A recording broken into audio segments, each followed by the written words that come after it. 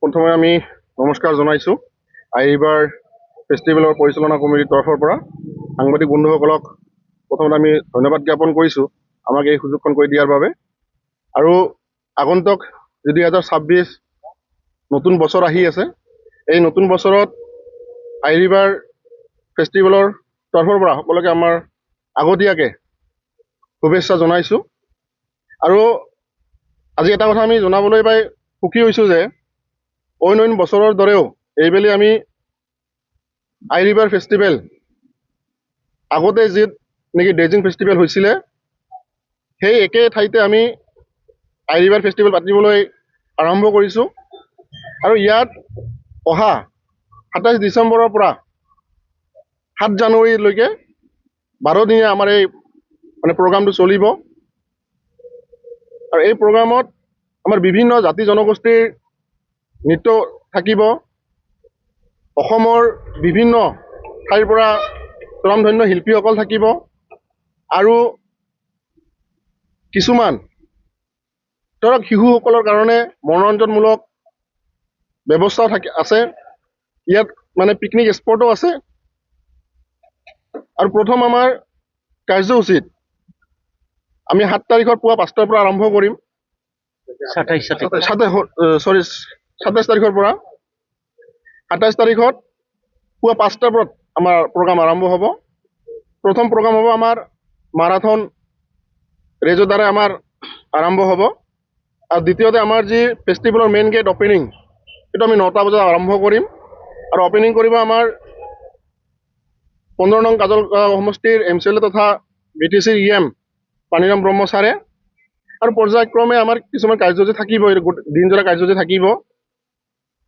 পৰ্যায়ক্ৰমে আমি কাৰ্যসূচীবিলাক চলাই লৈ যাম। আৰু অসম তথা BTC-বাসী ৰাইজক অনুৰোধ জনাইছোঁ আপোনালোকে আইৰিভাৰ ফেষ্টিভেললৈ আহক। ইয়াত বিভিন্ন ধৰণৰ প্ৰতিযোগিতামূলক প্ৰগ্ৰাম থাকিব, নৃত্য গীত আদি বিভিন্ন ধৰণৰ, ধৰক এক্সপ'ৰ্ট থেকে আৰম্ভ কৰি শিশুসকলৰ কাৰণে খেলা ধূলাৰ সকলো সুব্যৱস্থা আছে। গতিকে আমি আইৰিভাৰ ফেষ্টিভেলৰ সমূহ কৰ্মকৰ্তাই ৰাইজক আদৰিছোঁ, আপোনালোকে আহক। ইয়াত এক মনোৰঞ্জনমূলক ইয়াত অনুষ্ঠান এটা হ'ব আৰু কি।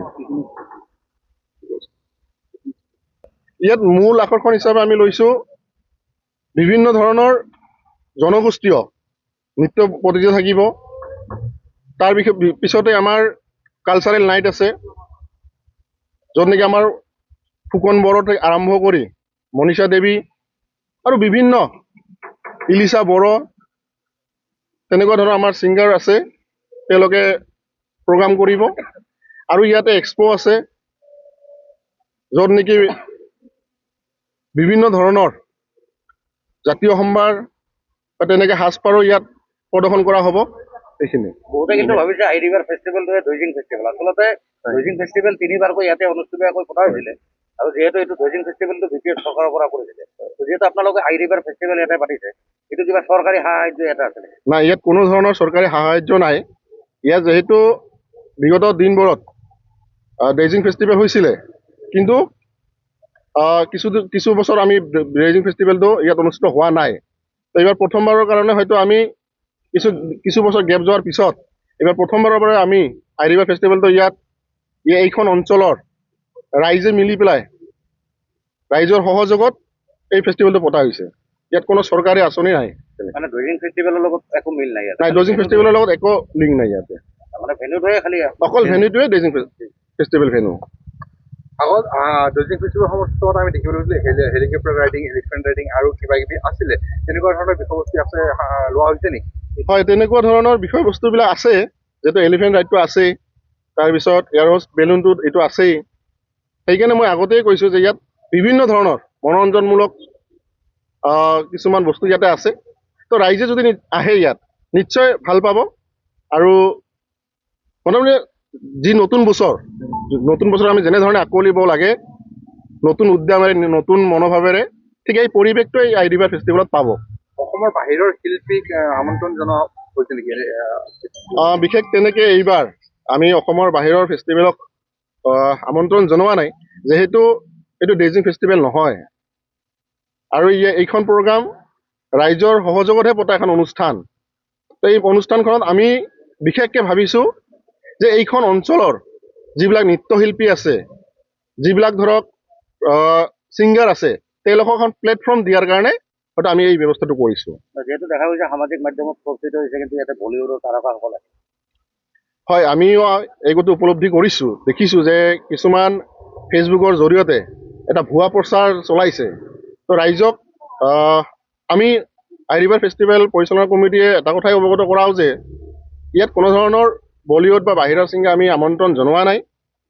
আমি অকল থলুৱা যিবিলাক শিল্পী, অসমৰে কিছুমান শিল্পীক আমি আমন্ত্ৰণ কৰিছোঁ, আৰু নতুন নতুন কিছুমান বেণ্ড, যিবিলাক নতুন নতুন ল'ৰা ছোৱালী শিকি আছে, তেওঁলোকক এখন নতুন প্লেটফৰ্ম দিয়াৰ কাৰণে আমি মানে চেষ্টা কৰিছোঁ। সেইখিনি কাৰ্যসূচী আপোনালোকৰ আই ৰিভাৰ ইয়াত ডিচেম্বৰ 27 তাৰিখৰ পৰা জানুৱাৰী 7 তাৰিখলৈকে মুঠতে 12 দিনৰ মানে আয়োজন। প্ৰতি বছৰে অনুষ্ঠিত হ'ব নেকি? এই কথাটো সময়ে নিৰ্ধাৰণ কৰিব। হয়তো আগন্তুক দিনত যদি BTC চৰকাৰে তেনেকুৱা ধৰণৰ কিবা যদি এটা সিদ্ধান্ত লয় যে নহয়, পুৰণা যেনেকৈ ধৰণে ড্ৰেজিং ফেষ্টিভেল কৰা হৈছে, অহা বছৰত যদি ড্ৰেজিং ফেষ্টিভেল কৰাৰ কাৰণে যদি যোজা চলায়, তেতিয়াহ'লে হয়তো এইখন ড্ৰেজিং ফেষ্টিভেলৰ লগতে জড়িত হৈ যাব।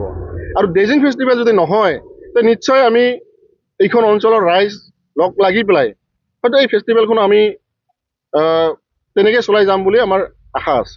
পৰম্পৰাগতভাৱে যিখিনি খেল আছে, হাঁহ খেল, মুৰ্গী খেল, এনেকুৱা থাকিব নেকি ইয়াত? হয়, এইখিনিতো থাকিবই। পৰম্পৰাগত, মই সেইকাৰণে আগতেই কৈছোঁ যে পৰম্পৰাগত সাজপাৰৰ পৰা আদি কৰি জনগোষ্ঠীয় নৃত্য প্ৰতিযোগিতাৰ পৰা আৰম্ভ কৰি যিবিলাক মানে আমাৰ থলুৱা জনগোষ্ঠী আছে, জনগোষ্ঠীৰ বিভিন্ন খাদ্য সম্ভাৰৰ পৰা আৰম্ভ কৰি বিভিন্ন যিবিলাক মানে নৃত্য প্ৰতিযোগিতাই হওক বা সাজপাৰেই হওক, খেল ধেমালিয়ে হওক, এইবিলাক প্ৰদৰ্শন কৰা হ'ব। নাই, এইটো একচুৱেলি নহয়। আমি ৰাইজক এটা কথাই মানে নতুন পুৰণাক বিদায় দি নতুনক আদৰিবৰ কাৰণে যেনেধৰণে ৰাইজক এটা ভাল এটা অনুষ্ঠান লাগে, মনত এটা মানে ধৰক নতুনত্ব ভাৱ আনি পেলাই ফূৰ্তি ভাৱেৰে সকলোৱে এসাঁজ খাই যাতে এটা সময় কটাব পাৰে, সেইখিনিহে ইয়াত ব্যৱস্থা কৰা হৈছে। বাকী ইয়াত ইনকামৰ কথা একো ভবা নাই।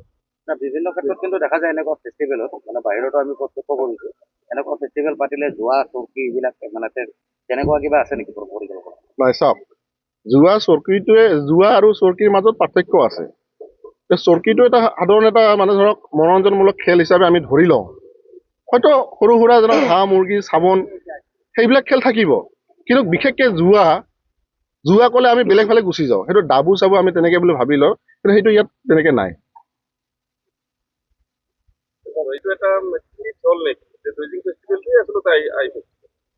নহয়, সেইটো কৃত্ৰিম নহয়। একচুৱেলি দৈজিঙৰ আগতেই, দৈজিং যেতিয়া অনুষ্ঠিত হোৱা নাছিলে তাৰ আগতে কিন্তু আই ৰিভাৰ ফেষ্টিভেলেই আছিলে। হয়তো চৰকাৰে তেতিয়া নিৰ্ধাৰণ কৰি দৈজিং নামটো দিয়া হ'ল,